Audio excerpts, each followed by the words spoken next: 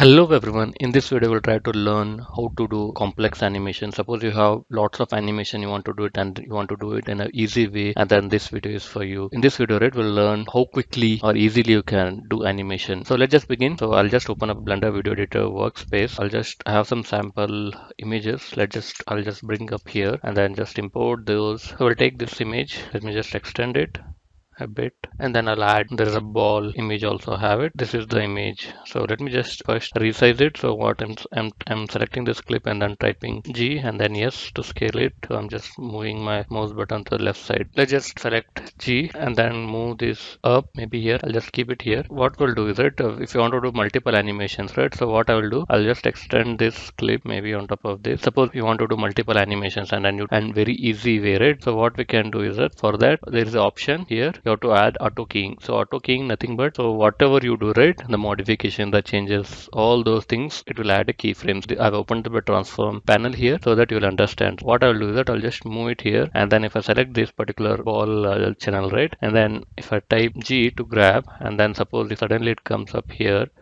and then again let me just do it one more time,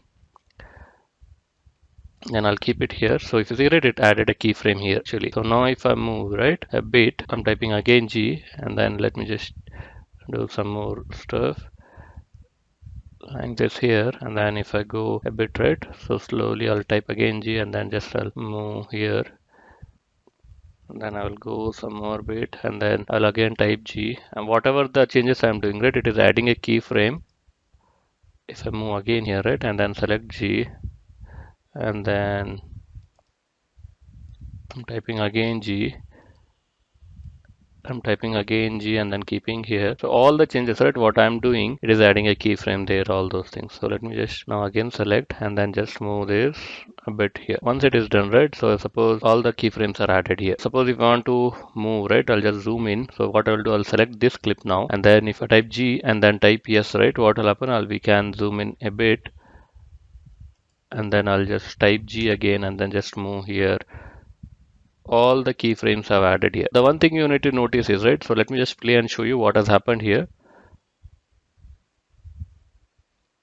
So if you see, right, all the keyframes which have been added, and then it says like all those things, how it went off. So we didn't do much stuff, we just added the click this auto keying. So whatever the changes you are doing, right, it is automatically able to figure out. I think the zoom one, it didn't come, right. Let me just show you how to do that. I think zoom one. So what happens, right, it was here, and then auto keyframe is here. Let me just show in the end, right. I'll extend a bit more, and then here, right, I'll zoom out. Control G, yes, and then I'll zoom out, and then I'll G and then move it here. I'll again add G scale. I'm fitting it here exactly. So let me just play again one more time.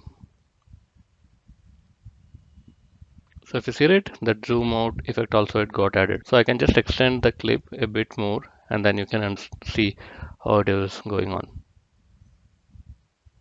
So zoom out of effect also added. Play one more time and just show you.